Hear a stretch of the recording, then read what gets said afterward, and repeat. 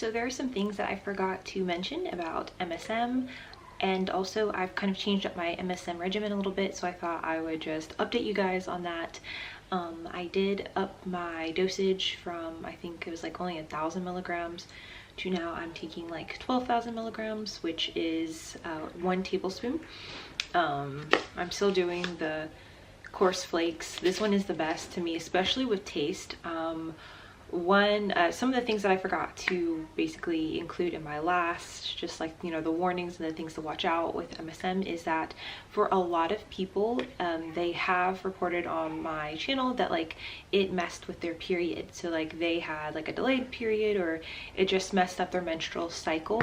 I have not had that happened to me. I think that's why I kind of like forgot to just like mention that. But for some people, they have had delayed menstrual cycles. I don't know entirely like if eventually it did get back on track, or like what was it like for them. Like they didn't really like go into detail, just a lot of people have commented that it has affected their cycle. So keep that in mind. You could be one of those people who have that side effect, and it seemed pretty popular. So I'm surprised that like I forgot about it. Another thing is like some people experienced breast tenderness, and usually that's like for me, I've only experienced that when I'm changing my dosage. So once I went up for 1,000 milligrams to 12,000, I noticed some tenderness within the first couple days, but after that, like nothing. And I've been on MSM for 2 years now, and so I will continue to be on MSM, but yeah, some of the side effects at first, especially when you're getting on it or getting back on it, or increasing your dosage, like it can be a little weird. Though some of these aren't necessarily like long term, but you will notice a disturbance, or just like a change in your body. One of the biggest things is just the increased hair growth. You will have your hair growing, a lot faster, and that's going to be all over your body. So it's not just going to be the hair on your head, because I know a lot of YouTubers like to talk about growing out their hair with MSM. People have been known to regrow entire like toenails, like if their toenail got ripped off or something like that. Like MSM has like made it completely grow back in like 1 month, when before nothing was working. So I mean, it definitely, like when it comes to like growth cycles, it just, I don't know, it just snaps everything into action and just starts happening. One thing I wanted to mention is that I've seen where some people talk about MSM and weight loss, or just maintaining their weight. When I did just increase to 12,000 milligrams, because I had been taking only 1,000 milligrams for like 6 months or so, maybe a little over 6 months. When I just I just increased my dose like a week and a half ago to 2 weeks ago, so it's been fairly recent. And I noticed that sometimes I'm not eating as much. Like some days I'm just not thinking about being hungry. I don't know if my stomach's feeling fuller longer, but like sometimes like I noticed I would like only eat 1 meal, and so I definitely have lost a little bit of weight. I'm not too worried about it, but I just think back to like the end of like, or I guess 2019, the beginning of 2019, when I first started MSM, I was taking 20,000 milligrams a day. And so that's when I started taking those shakes, those weight gaining shakes.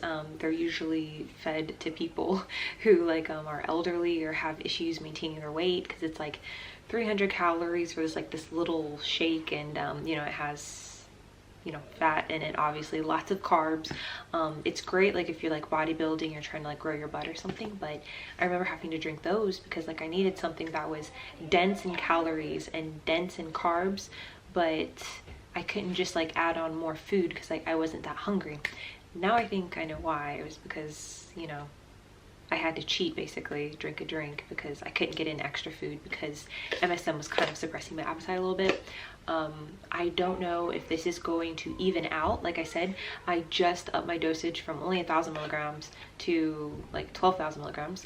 So we'll see over the next few weeks. I'll do a month update, but right now I'm only like a week and a half to 2 weeks into this new change, so we'll see how that continues to go and if I continue to keep off the weight. But it was interesting because like I lost the weight, but I haven't increased my physical activity or anything. I haven't been working out, I haven't been doing anything, so that's why like I can attribute it to, you know, the MSM, the increase in MSM.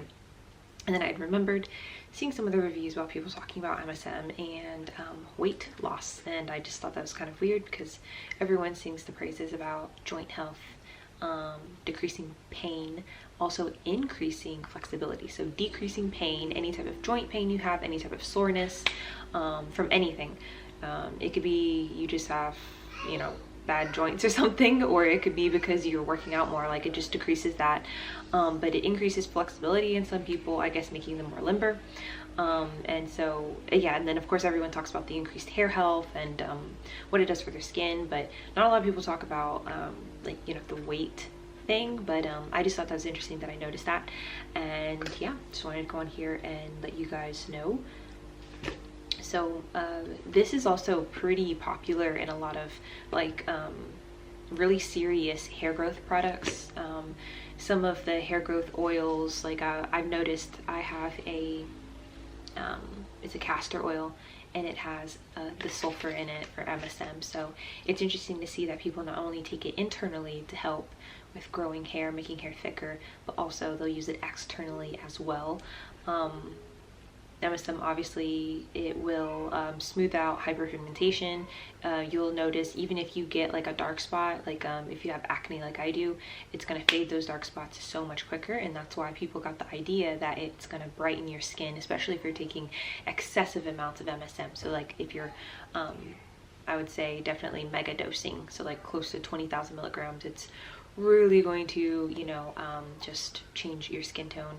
But even taking smaller amounts of it, you start to see that those benefits basically. So I'm pretty excited. And oh, another thing, the best way to take it for me, so now that I'm taking a tablespoon, I had to figure out, you know, how to take it, because before I was just taking like a little scoop. It was like a quarter of a teaspoon. It was like the bare minimum. Quarter of a teaspoon is like 1,000 milligrams.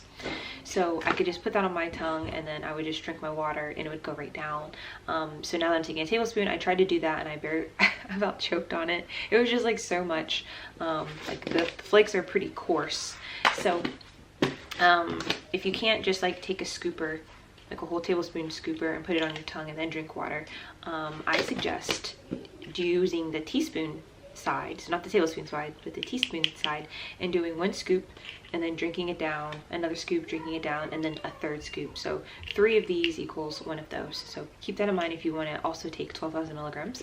I tried mixing it with water, so taking a tablespoon, putting in some water, mixing around. It tastes god awful. Like, you know, sulfur is really gross. It's not a wonderful smell at all. So yeah, the easiest way to take it, I know it sounds crazy, just like putting the powder on your tongue, or this is the coarse flakes. The powder is slightly different. Just know that the coarse flakes and the powder are not equal at all. I will not do the powder. I will not touch the powder. I have no interest. Though it sucks though, because the powder is so much cheaper and you get so much more, but it is what it is. I only mess with the coarse flakes. And so yeah, so it sounds like it would be weird to put that just on your tongue and then drink it, but like honestly, that is the best as far as the taste goes. It tastes so much worse if you try to mix it in a drink and drink it like that. So and now if you're making like smoothies or something with like a lot of flavor, or you're putting it in a coffee,